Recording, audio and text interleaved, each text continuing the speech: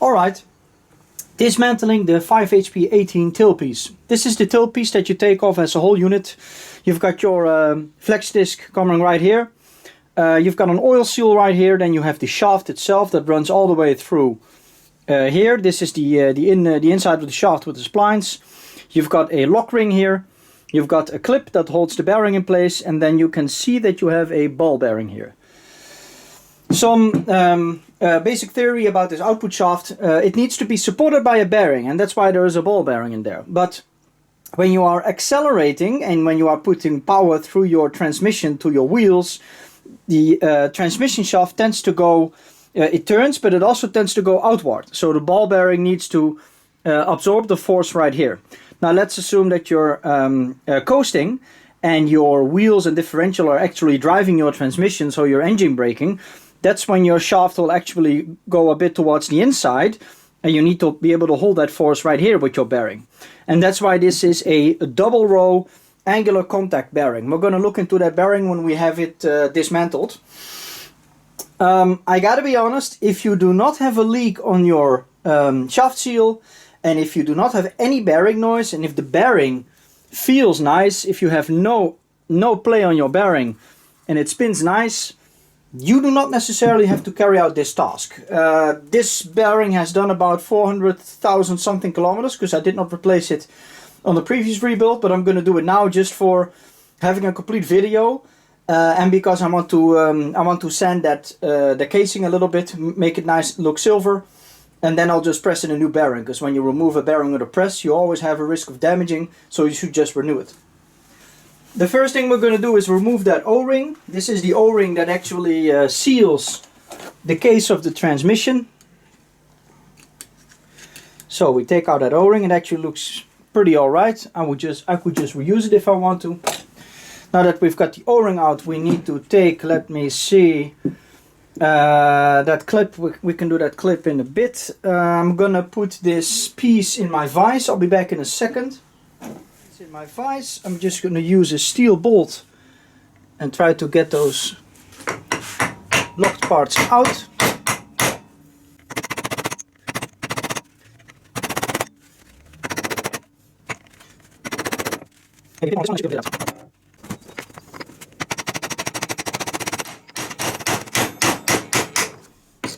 There we go.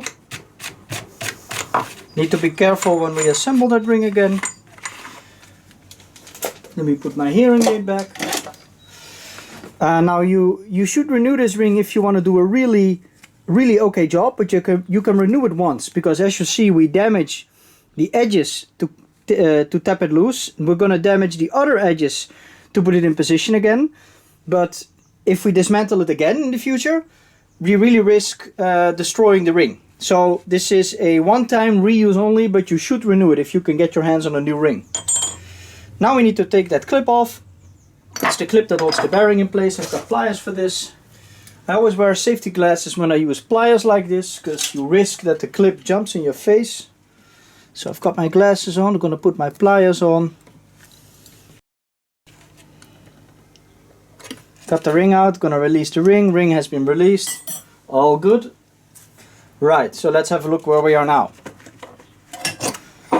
Tailpiece is still intact basically, shaft is still in. Here you have the shaft seal. You see that we have removed the nut that keeps the shaft in place. You now see we have removed the clip ring.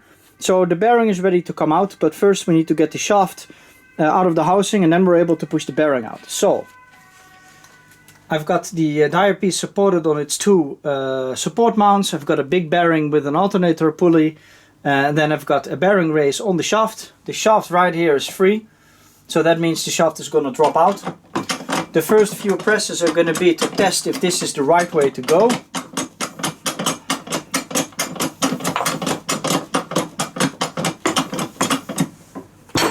I'll use one of the rollers from a big taper roller bearing. There we go. Alright, my shaft is already dropping out.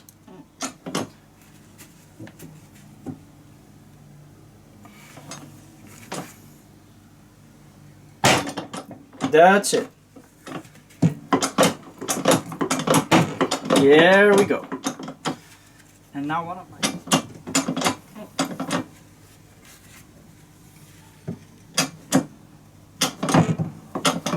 There we go, nice and gently. Nothing to worry about. I'm not even building up pressure if I'm looking at the gauge, so it's coming out nice and easy. There we go, that's it. I take the two taper rollers away. Just gonna hold the shaft from the hands because I don't want it to fall off. I now take the housing from the press. Now I take the shaft from the press. I had an extra alternator bearing there to support the shaft. Okay, got it. So let's summarize. I just got my shaft out, as you can see. Nothing wrong with the shaft. The surfaces look okay. This is actually the sealing surface. This needs to be polished. You could polish the bearing surface, but as you can see, it's still full of ATF, so this bearing surface is fine. The thread is also okay. I didn't screw up the thread, nothing. You see a feed hole right here. The oil that's being pumped through the transmission through the hollow shafts exit the feed hole right here and lubricates the bearing on the inside. I'm going to show you, by using the new bearing in the second part of this video, I'm going to show you how the bearing distributes that oil and why this bearing is not lubricated with grease. So the final part here is that we need to get this bearing out, and this is a double row angular contact bearing. The inside of the bearing should come out by hand, by just lifting it out.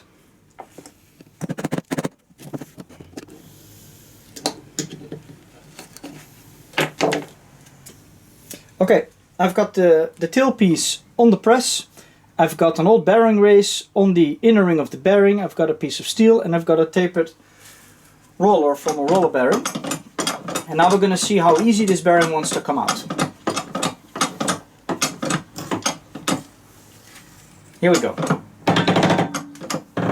You can hear the noise, but it's pretty easy. I'm looking at the dial and it's not even building up pressure, so this one's coming out real easy. And I'm just gently operating that press. I hold my hand under it so it doesn't drop. I want to try to keep that bearing intact.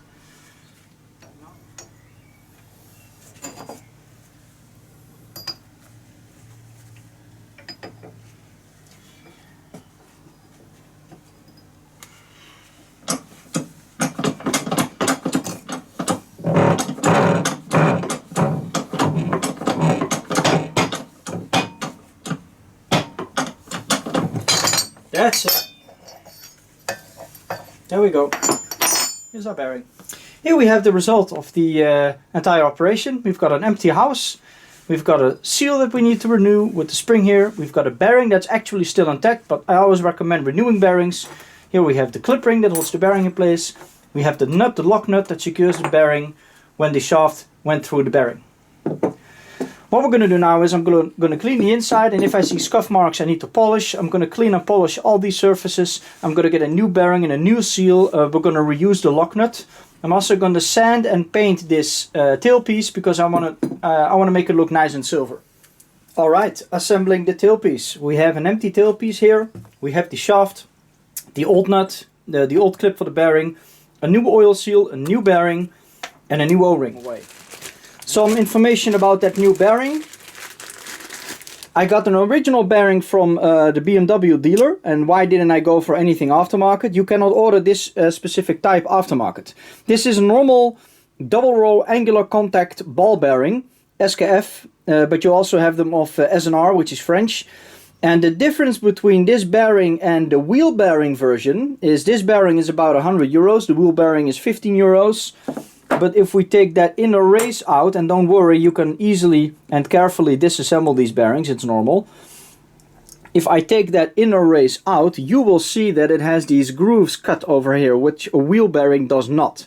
These grooves are meant to be there because the shaft is hollow and is being lubricated by the pump.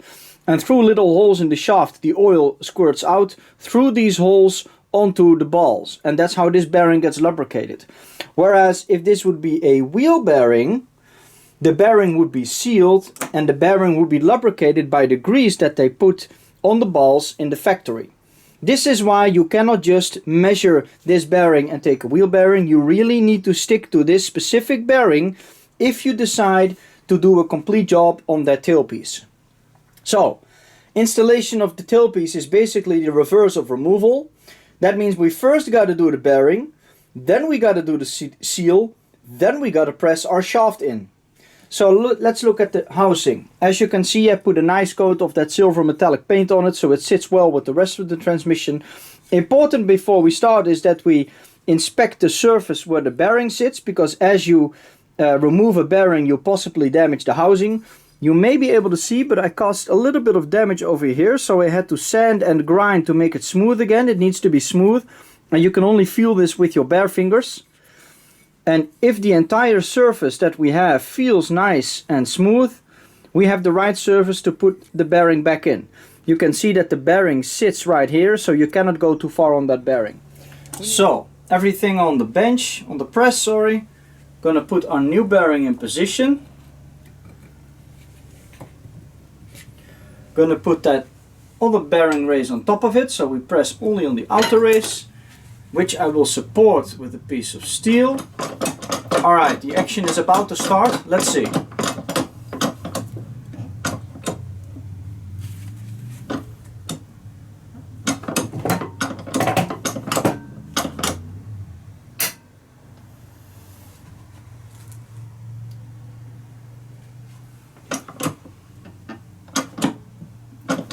There we go. It probably scratched a bit on that edge that I had to sand. Now we don't want to continue, and we don't want to press in that other race as well. We first want to inspect what we were doing. Okay, final few millimeters.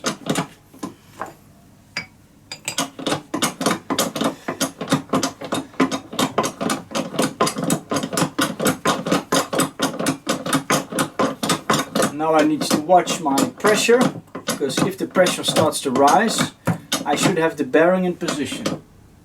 And that should be right about now. Let's have a look.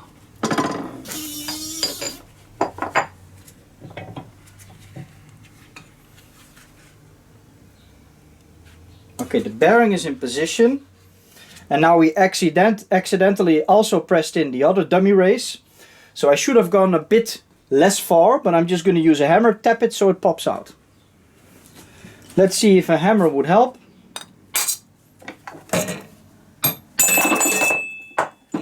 There you go. A bit loud, I should have done that in a better fashion, apologies. And we can now install the clip that holds the bearing in position. So let me get the right pliers for this. And I don't want to sound like a crybaby, but when these if these rings jump out and they would hit your eye, you're in trouble. So I'm wearing glasses when I do this. And I want the opening to be on the bottom near that groove. So that's how I'm going to put it in. So I compress my pliers. I position the ring. Carefully let go of my pliers. I'm going to move it a bit. There you go. With the right pliers, I also got in the ring that keeps the bearing in place. Now if you look on the other side, you may not be able to see it on camera, but the bearing sits flush against the edge where it should be. So I've got this bearing in straight. I mistook this tailpiece as there is no edge that blocks the seal. So if I keep pressing, I will press the seal through the housing. So instead of using a bearing race, I'll first use my hands to position the seal. And I'm going to use this piece of steel with a hammer. And the reason for this is this piece of steel cannot push the seal in too far.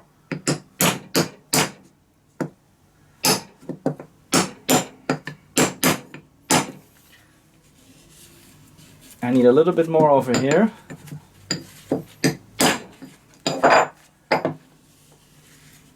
I could do with a little bit over there.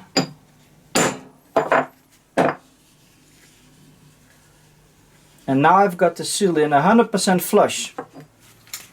Alright, so we've got a new oil seal in, lubricated, because in the first few seconds there's no lubrication and you don't want that oil seal to burn up. We've got the bearings in with that plastic piece that you get to keep the races together.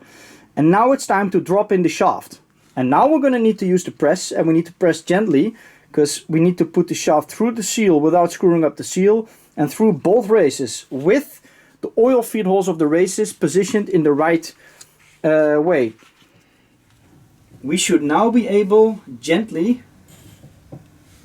to get this to pop it in. And I don't want to push on that piece, piece that goes into your drive shaft, so I put another race on top of it. I'm using that steel bar again. Where would I be without that steel bar? Here we go.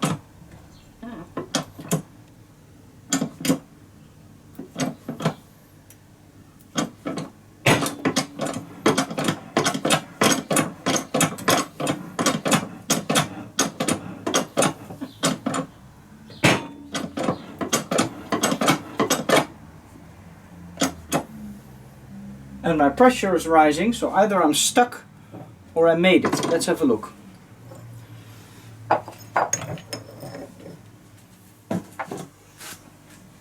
From what I see, we're in far enough. So I needed only one attempt to put it in. Happy about that. It spins freely, but it does need some more ATF, so I'm just going to drip it full of ATF before I assemble. Let's have a look. The seal looks okay. Doesn't look like I did anything wrong with the seal, and still when I feel with my finger the seal is fully flush. So that's an excellent job right there, if I say so myself. Now you cannot judge if you've got the grooves lined up because the shaft is in the way now. So we just have to assume that those rings didn't move or twist too much. And right now, to round it up, we just got to fit this nut, for which ZF probably has a special tool which I don't have.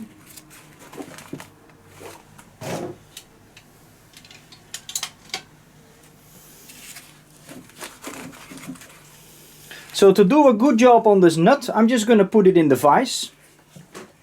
Then with the entire tailpiece on one of the ears in the vise and these feet like that on the vise blocking, I am now able to use an old extension piece and a hammer, and I can just tap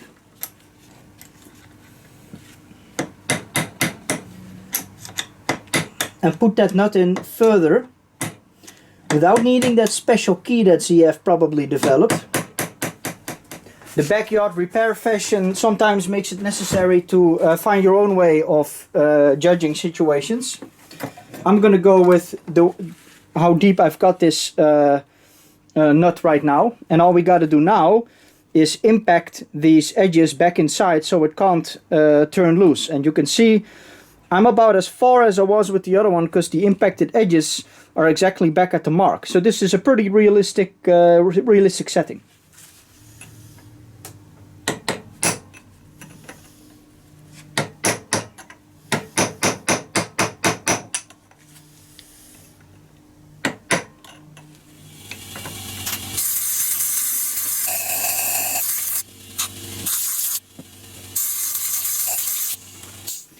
Making sure no metal debris from this, from the tapping on the nut got into the bearing. That's why I use some compressed air to clean it. What I'm going to do now is take some leftover ATF, dip it in the bearing, and see how hard the bearing moves. Because you don't want these angular contact bearings to be completely stuck.